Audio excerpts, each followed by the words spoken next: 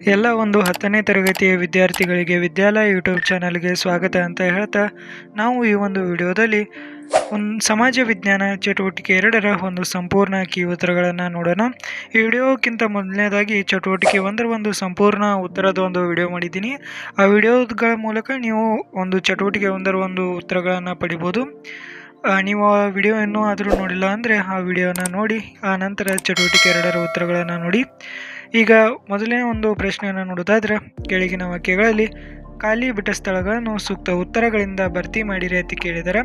ಅದರಲ್ಲಿ ಕ್ರಮ ಸಂಖ್ಯೆ, ಬಿಟ್ಟ ಸ್ಥಳ, ಅಂಶಗಳು ಮತ್ತು ಉತ್ತರಗಳತೆ 3 ಕಾಲಮ್ ಏನು ಕೊಟ್ಟಿದ್ದಾರಲ್ಲ, ಅದರಲ್ಲಿ ಮೊದಲನೇ ಪ್ರಶ್ನೆಯನ್ನು ನೋಡೋದಾದ್ರೆ, ಮಹಾ ಹಿಮಾಲಯವನ್ನು ಡ್ಯಾಶ್ ಎಂದು ಕರೆಯುವವರು ಅಂತ ಕೇಳಿದ್ದಾರೆ. ಉತ್ತರ ಏನಪ್ಪಾ ಅಂದ್ರೆ ಹಿಮಾದ್ರಿ. ಅದೇ ರೀತಿ ಎರಡನೇ ಪ್ರಶ್ನೆಯನ್ನು ನೋಡೋದಾದ್ರೆ, ಪ್ರಪಂಚದಲ್ಲಿಯೇ ಡ್ಯಾಶ್ ಅತ್ಯುನ್ನತ ಶಿಖರವಾಗಿದೆ, ಯಾವುದಪ್ಪ ಅಂದ್ರೆ ಮೌಂಟ್ ಎವರೆಸ್ಟ್. ಅದೇ ರೀತಿ ಮೂರನೇ ಪ್ರಶ್ನೆಯನ್ನು ನೋಡೋದಾದ್ರೆ, ಉತ್ತರ ಭಾರತದ ಮೈದಾನವು ಡ್ಯಾಶ್ ಮಣ್ಣಿನಿಂದ ನಿರ್ಮಾಣವಾಗಿದೆ ಅಂತ ಕೇಳಿದ್ದಾರೆ. ಯಾವುದಪ್ಪ ಅಂದ್ರೆ ಮೆಕ್ಕಲು ಮಣ್ಣು. ಅದೇ ರೀತಿ ನಾಲ್ಕನೇ ಒಂದು ಪ್ರಶ್ನೆಯನ್ನು ನೋಡೋದಾದ್ರೆ, ಕರ್ನಾಟಕದಲ್ಲಿ ಪಶ್ಚಿಮ ಘಟ್ಟಗಳನ್ನು ಡ್ಯಾಶ್ ಎಂದು ಕರೆಯುವವರು ಅಂತ ಕೇಳಿದ್ದಾರೆ. ಉತ್ತರ ಏನಪ್ಪಾ ಅಂದ್ರೆ ಸಹ್ಯಾದ್ರಿ ಬೆಟ್ಟಗಳು. ಅದೇ ರೀತಿ ಐದನೇ ಪ್ರಶ್ನೆ, ದೇಶದಲ್ಲಿಯೇ ಅತಿ ಹೆಚ್ಚು ಉಷ್ಣಾಂಶ ಹೊಂದಿರುವಂಥ ಒಂದು ಪ್ರದೇಶ ಯಾವುದಪ್ಪ ಅಂದ್ರೆ ಗಂಗಾನಗರ. ಅದೇ ರೀತಿ ಒಂದು ಆರನೇ ಪ್ರಶ್ನೆಯನ್ನು ನೋಡೋದಾದ್ರೆ, ಸ್ಥಳೀಯ ಉಷ್ಣಾಂಶ ಹಾಗೂ ಪ್ರಚಲನ ಪ್ರವಾಹಗಳಿಂದ ಉಂಟಾಗುವ ಒಂದು ಮಳೆಯನ್ನು ಡ್ಯಾಶ್ ಅಂತ ಕೇಳಿದ್ದಾರೆ. ಉತ್ತರ ಏನಪ್ಪಾ ಅಂದ್ರೆ ಪರಿಸರನ ಮಳೆ. ಅದೇ ರೀತಿ ಏಳನೇ ಪ್ರಶ್ನೆಯನ್ನು ನೋಡೋದಾದ್ರೆ, ಭಾರತದಲ್ಲಿಯೇ ಅತಿ ಕಡಿಮೆ ಮಳೆ ಬೀಳುವಂಥ ಒಂದು ಪ್ರದೇಶ ಯಾವುದಪ್ಪ ಅಂದ್ರೆ ರೋಯ್ಲಿ. ಎಂಟನೇ ಪ್ರಶ್ನೆ, ಭಾರತದಲ್ಲಿ ಅತಿ ಹೆಚ್ಚು ಮಳೆಯಾಗುವ ಒಂದು ಪ್ರದೇಶ ಅಂತ ಕೇಳಿದ್ದಾರೆ. ಯಾವುದಪ್ಪ ಅಂದ್ರೆ ಮಾನ್ಸೂನ್ ರಾವ್. ಅದೇ ರೀತಿ ಇನ್ನು ನೆಕ್ಸ್ಟ್ ಒಂಬತ್ತನೇ ಒಂದು ಪ್ರಶ್ನೆಯನ್ನು ನೋಡೋದಾದ್ರೆ, ಭಾರತದಲ್ಲಿ ಪಂಚವಾರ್ಷಿಕ ಯೋಜನೆಯನ್ನು ರೂಪಿಸಿದ ಸಂಸ್ಥೆ ಯಾವುದಂತ ಕೇಳಿದ್ದಾರೆ.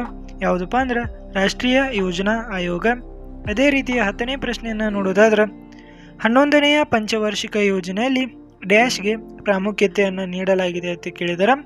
ಉತ್ತರ ಏನಪ್ಪಾ ಅಂದ್ರೆ ಎಲ್ಲರನ್ನೂ ಒಳಗೊಂಡ ಒಂದು ಬೆಳವಣಿಗೆಗೆ ಹೆಚ್ಚಿನ ಒಂದು ಪ್ರಾಮುಖ್ಯತೆಯನ್ನು ನೀಡಿದ್ದಾರೆ.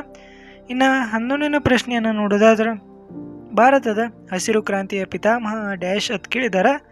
ಉತ್ತರ ಏನಪ್ಪಾ ಅಂದ್ರೆ MS ಸ್ವಾಮಿನಾಥನ್. ಇವರು ಹಸಿರು ಕ್ರಾಂತಿಯ ಒಂದು ಪಿತಾಮಹ ಆಗಿರ್ತಾರೆ.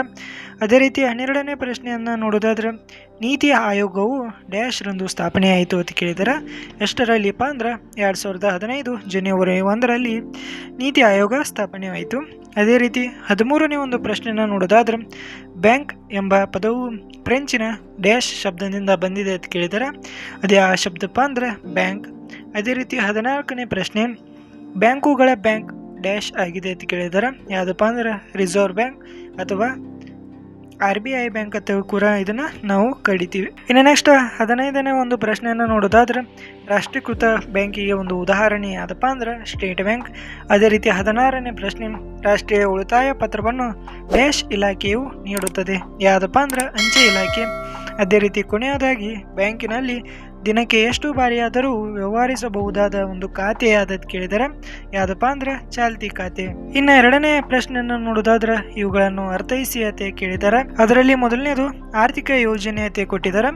ಅದರಲ್ಲಿ ಪಾಯಿಂಟ್ಸ್ ಅನ್ನು ನೋಡೋದಾದ್ರೆ, ಸರ್ಕಾರವು ಕೆಲವು ನಿರ್ದಿಷ್ಟ ಧ್ಯೇಯೋದ್ದೇಶಗಳೊಂದಿಗೆ ದೇಶದಲ್ಲಿರುವ ಸಂಪನ್ಮೂಲಗಳನ್ನು ಸಮರ್ಥವಾಗಿ ಬಳಸಿಕೊಂಡು ಪ್ರಜ್ಞಾಪೂರ್ವಕವಾಗಿ ಮತ್ತು ವಿವೇಕಯುತವಾಗಿ ಜಾರಿಗೊಳಿಸುವಂಥ ಒಂದು ಪ್ರಕ್ರಿಯೆಯನ್ನು ಆರ್ಥಿಕ ಯೋಜನೆ ಅಂತ ಕರಿತೀವಿ.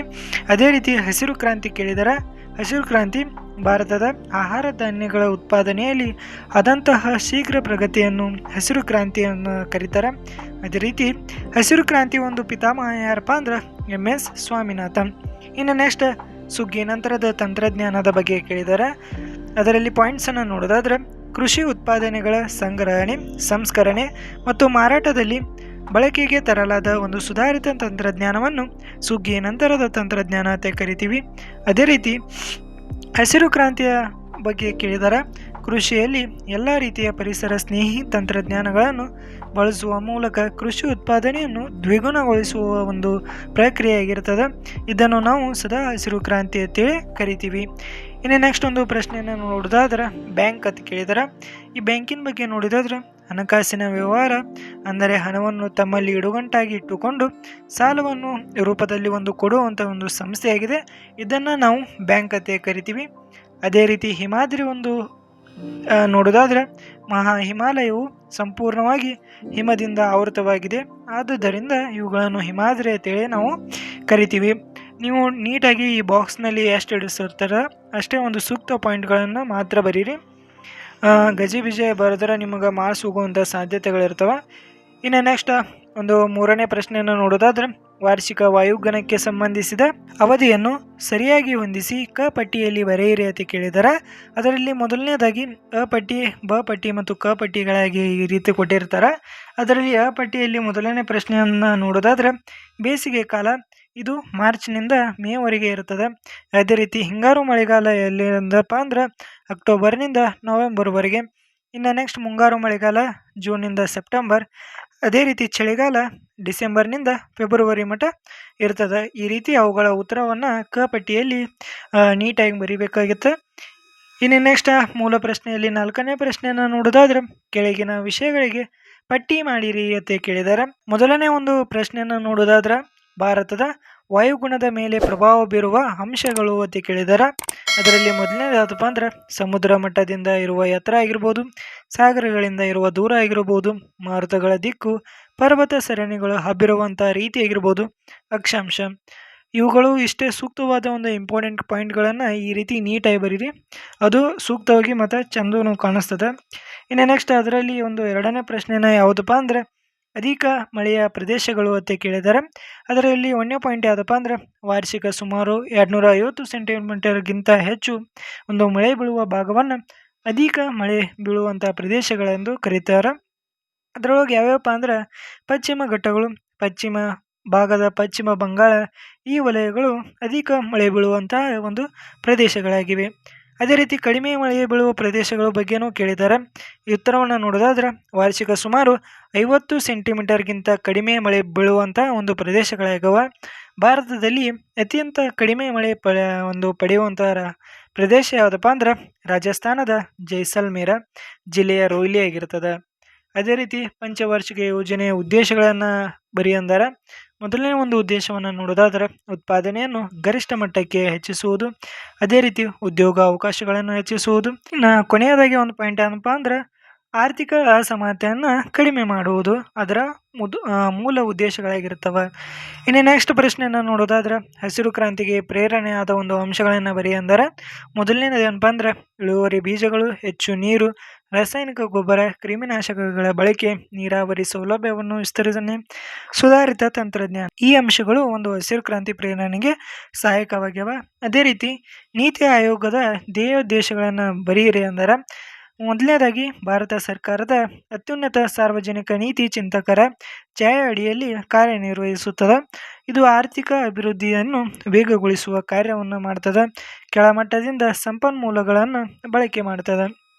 ಇನ್ನು ನೆಕ್ಸ್ಟ್ ಒಂದು ಪ್ರಶ್ನೆನ ನೋಡೋದಾದ್ರೆ, ಬ್ಯಾಂಕ್ ನಿರ್ವಹಣೆಯ ಕಾರ್ಯಗಳನ್ನು ಪಟ್ಟಿ ಮಾಡಿರಿ ಅಂತ ಕೇಳಿದಾರೆ. ಅದರಲ್ಲಿ ಮೊದಲನೇ ಪಾಯಿಂಟ್ ಏನಪ್ಪ ಅಂದ್ರೆ, ಠೇವಣಿಗಳನ್ನು ಅಂಗೀಕರಿಸುವುದು, ಸಾಲಗಳನ್ನು ಕೊಡುವುದು, ಅದೇ ರೀತಿ ಹಣವನ್ನು ವರ್ಗಾಯಿಸುವುದು, ಹಣವನ್ನು ವಸೂಲು ಮಾಡುವುದಾಗಿರ್ಬೋದು, ಹುಂಡಿಗಳನ್ನು ಸೋಡಿ ಮಾಡುವುದು, ಭದ್ರತಾ ಕಪಾಟುಗಳನ್ನು ಒದಗಿಸಿಕೊಡುವಂಥ ಕೆಲಸವನ್ನು ನಿರ್ವಹಿಸ್ತದೆ. ಅದೇ ರೀತಿ ಬ್ಯಾಂಕುಗಳಲ್ಲಿ ತೆರೆಯಬಹುದಾದ ಒಂದು ವಿಧಾನಗಳನ್ನು ಖಾತೆಗಳನ್ನು ಪಟ್ಟಿ ಮಾಡಿರಿ ಅಂತ ಕೇಳಿದ್ದಾರೆ. ಎಷ್ಟು ತೆಗಿಬೋದು ಅಂತ 4 ರೀತಿಯ ಒಂದು ಖಾತೆಗಳನ್ನು ತೆಗಿಬೋದು. ಅದರಲ್ಲಿ ಮೊದಲನೇದಪ್ಪ ಅಂದ್ರೆ ಉಳಿತಾಯ ಖಾತೆ, ಎರಡನೇದು ಚಾಲ್ತಿ ಖಾತೆ, ಮೂರನೇದು ಆವರ್ತಕ ಠೇವಣಿ ಖಾತೆ, ಅದೇ ರೀತಿ 4ನೇದು ನಿಶ್ಚಿತ ಠೇವಣಿ ಖಾತೆಯನ್ನು ನಾವು ತೆಗಿಬಹುದಂಥ ಖಾತೆಗಳ ವಿಧಾನಗಳಾಗ್ಯವ. ಇನ್ನು ನೆಕ್ಸ್ಟ್ ಒಂದು ಪ್ರಶ್ನೆಯನ್ನು ನೋಡೋದಾದ್ರೆ, 5ನೇದು ಕೆಳಗಿನವುಗಳಿಗೆ ಕಾರಣ ನೀಡಿ ಅಂತ ಕೇಳಿದಾರೆ. ಮೊದಲನೇ ಒಂದು ಪ್ರಶ್ನೆಯನ್ನು ನೋಡೋದಾದ್ರೆ, ಬ್ಯಾಂಕ್ ಖಾತೆಗಳಲ್ಲಿ ಉಳಿತಾಯ ಖಾತೆ ತೆರೆಯುವವರ ಸಂಖ್ಯೆ ಹೇರಳವಾಗಿರುತ್ತದೆ ಏಕೆ ಅಂತ ಕೇಳಿದಾರೆ. ಇದರ ಒಂದು ಅನುಕೂಲತೆಗಳನ್ನು ಇದಕ್ಕೆ ಪಾಯಿಂಟ್ಸ್ಗಳಾಗಿರ್ತವೆ. ಆದ್ದರಿಂದ ಮೊದಲನೇ ಪಾಯಿಂಟ್ಸ್, ವೇತನ ಪಡೆಯುವವರು ಅಥವಾ ನಿಯಮಿತ ಆದಾಯವನ್ನು ಹೊಂದಿರುವವರು ಈ ಖಾತೆಯನ್ನು ಹೊಂದಿರಬಹುದಾ. ಅದೇ ರೀತಿ ವಿದ್ಯಾರ್ಥಿಗಳು, ಹಿರಿಯ ನಾಗರಿಕರು, ಪಿಂಚಣಿದಾರರಿಗೆ ಇವು ಅವಕಾಶವನ್ನು ನೀಡ್ತವೆ. ಹಣ ಹಿಂದಕ್ಕೆ ಪಡೆಯಲು ಚೆಕ್ ಪುಸ್ತಕಗಳು ಮತ್ತು ಚೀಟಿಯ ಮೂಲಕ ಸರಳವಾಗಿ ಇವು ಹಣವನ್ನು ಹಿಂಪಡಿಬಹುದು.